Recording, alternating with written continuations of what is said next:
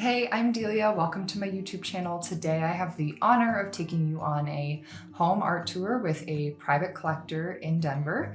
She has an extremely extensive art collection. I would say we covered less than 10% of what she had in her home. It was really impressive. I hope that you enjoy this glimpse into what the home of a very avid art collector looks like, and enjoy the video.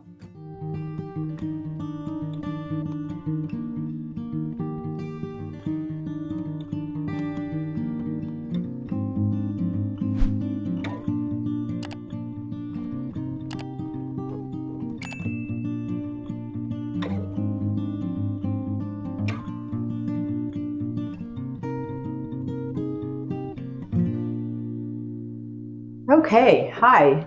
I'm a collector in Denver, Colorado, and I've been collecting for about, 45 years.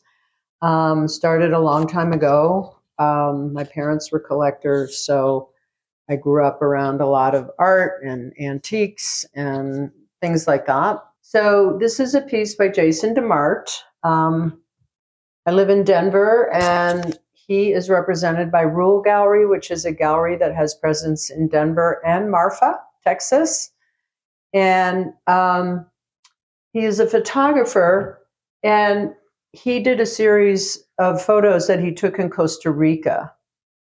So if you look back in here, you see a very, ominous mountain with clouds, fog, etc. So he took that. I'm not sure which mountain that is in Costa Rica. And then he embellishes this. He does this on the computer. And he's been doing work like this for a while now. And he's very much into the whole idea of biophilia and bringing nature into the forefront in his art. So that's kind of what it is about, and trying to bring forth nature and how important it is in our lives that we embrace nature and get out in nature and appreciate nature and respect nature and all these ideas that are so important on our planet. And just on an individual basis, it really helps us so much to get out into nature. And so that's what he kind of is all about. So that's that piece. And then this happens to be a piece that I got from my parents. It's by a Chinese contemporary artist named Li Chen. My mother fell in love with these Buddhas that he made. And this one's called Cloud Glider. And I just always liked this from the time it was in our house. This was my favorite one. She acquired a number of them. This was the one that I chose. And I just love it. It's not normally how you see a Buddha, like teeter-tottering, standing on a cloud. And he's actually holding a little cloud in his hand. So I just thought, as far as Buddha goes, I thought, oh, he must be having fun on that cloud, because normally you see him in a much more serious position, right? And then this is an Iraqi artist that shows at Robuchon Gallery in Denver, which is really one of the very longest standing contemporary galleries in Denver. So if you ever come to Denver, you should go to Robuchon. I can give you a whole list of galleries to go to. But this man, his name is Halim al-Harim, and he is Iraqi. And he is mostly a photographer. They're just stunning photography pieces. He decided to make some sculptures representing when he tried to defect out of Iraq because he did not want to join the Iraqi army when Saddam Hussein was in power. And there were a lot of young men running out into the desert trying to get away so they wouldn't have to go into the army.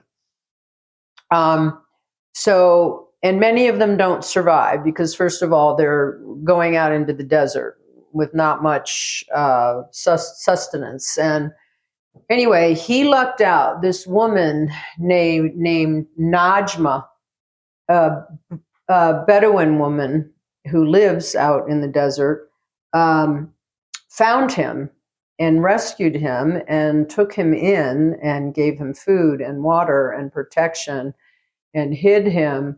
I don't know exactly how, he survived otherwise, like how long he stayed with her. But he has a whole series of these pieces that are fiberglass. And then he came up with some way of electrolyting metal all over the sculpture. And they come in a lot of varying sizes. You'll see them on robuchon.com, robuchongallery.com. But this is Najma right here. So she's in every single piece, usually at the back. He really is honoring this woman who saved his life, basically. So I just love the story. And it's just such an interesting piece. It's very fantasy and childlike in ways. And then you've got this war jeep that everything is on top of, and the elephant on top of this figure. And it's just, and inside, it's pretty intricate inside the jeep. And so there's a lot of symbology there. And this body of work, I think, was really, really interesting, especially diverting from photography, to this. So, and then this was another piece of my parents. This man's name is Varouhan Bogosian. And I don't think he's alive anymore. He is very well known in the art world. He did all kinds of work, painting, sculpture in paintings. He had one where there was a bronze face breaking through a canvas. Really a great artist. And this is called the Sorcerer. So these really are some of my favorite pieces, and I just love the way they all flow together and look, and I'm very pleased with having them in my collection.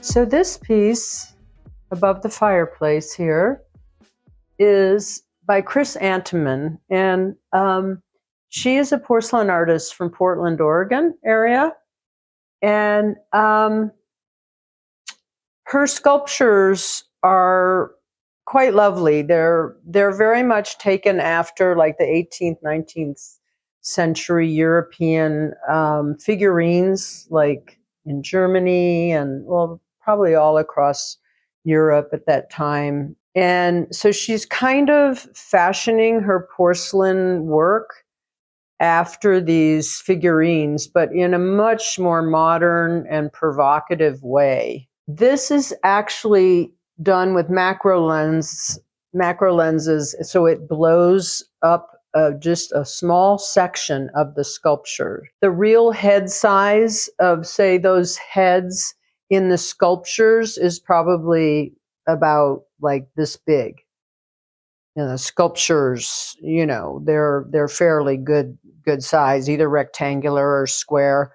And this was, I can't remember the name of it, but it was a big tea party setting where there was a lot going on, and a lot of debauchery and naughtiness. If you look carefully, you can see body parts, etc., that would never be depicted in the 18th or 19th century, probably. But and I wanted something in this area which is kind of cozy. I wanted something kind of really up close and personal, and something that you could kind of really look into. And I just love this piece. I love the colorful spots of it and the black background. And yeah, so it was interesting because a friend of hers suggested that she photograph her work. You've got to document your work, right? You can't just have sculptures and have them sell and just have pictures of those. So they started photographing like very small vignettes of her sculptures. And it was a big hit because her sculptures were not inexpensive, but then you could buy a photograph in 3 different sizes, I think it was. I couldn't use a sculpture in this area. So this was, when I saw it, it was like, okay, this is it. This is perfect. Exactly the feel that I want. So it's really a cool piece, I think.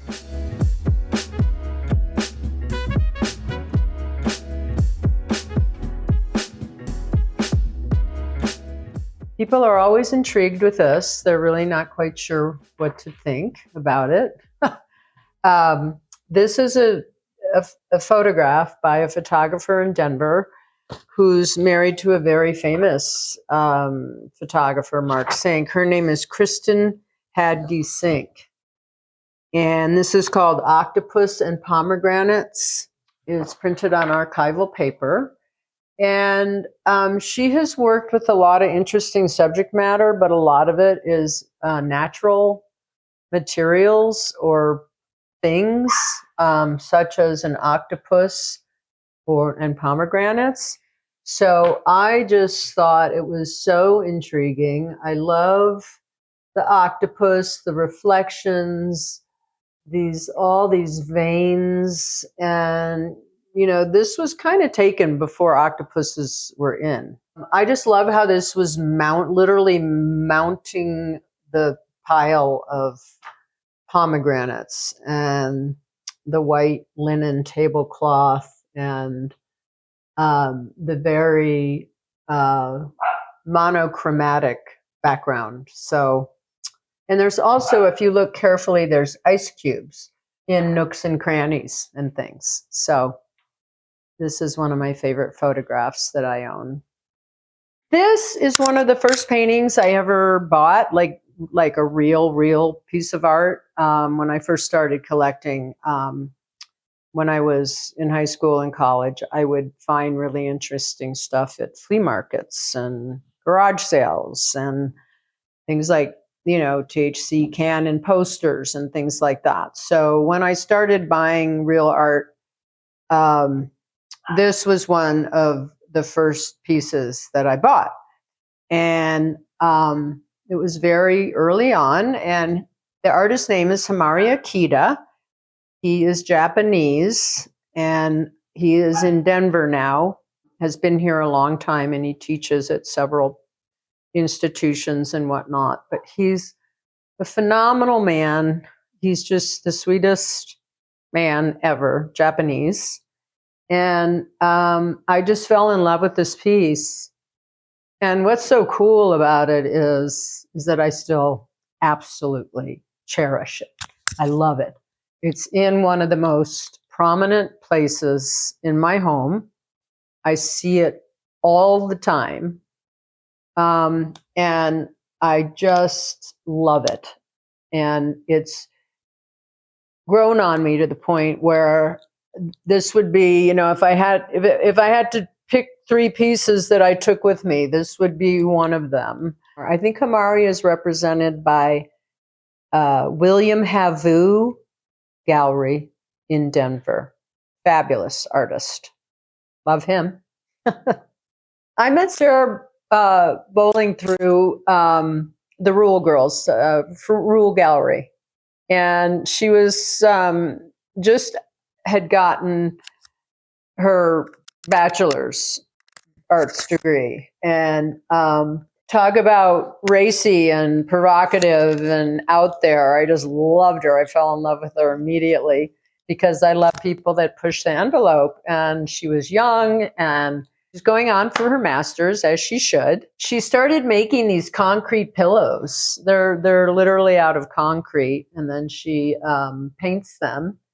And I just thought they were really, really cool. And so I bought 3. And as a collector, you always run into the issue of, where am I going to put this stuff? Where am I going to hang that? And originally on this wall was just this piece here, which is pieces of vellum. This is by Charles Livingston.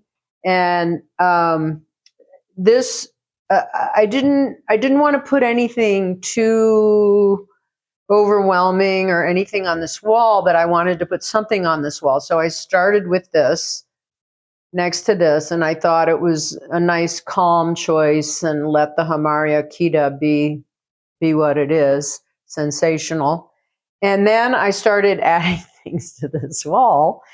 And so there's an embellished photograph of David Bowie, and then this is an artist who recently died from New York. I can't remember his name, but my sister gave me that for my birthday one year. And I just thought, oh, the pillows can go there. It's perfect. You know, the colors are great. And so this wall went from just having one minimalist, very minimalist piece. These are layers of vellum. He dipped string in black ink or paint and transferred them onto the vellum. But the pillows just add a little bit of whimsical humor, I think. And they really look like pillows, funny shaped pillows, which I love. You know, I don't match my art with anything, you know, like that, but it just worked out where they kind of ended up working color-wise pretty well. This painting right here, I really enjoy. I think it just is beautiful. It's a woman sitting cross-legged, sort of, and holding a big, beautiful bouquet of flowers. And what's kind of interesting about it, the artist's name, excuse me, I forgot to mention, is Diego Rodriguez Warner. He started carving the panel. So this is I believe, a maple panel. And so wherever her skin shows, he carved into the panel. So you could actually get a splinter if you weren't careful. But I just love her hair. I love her eyes. I love the flowers. I think the painting part of it is really stunning, and how he outlined the figure and did kind of all this interesting shadow work of the painting. So this is another piece that just really can brighten up my day, any old day. So this painting has a special meaning. This is a man, I commissioned this from Michael Dowling, who's a very prominent Denver painter and just a great guy and very well known.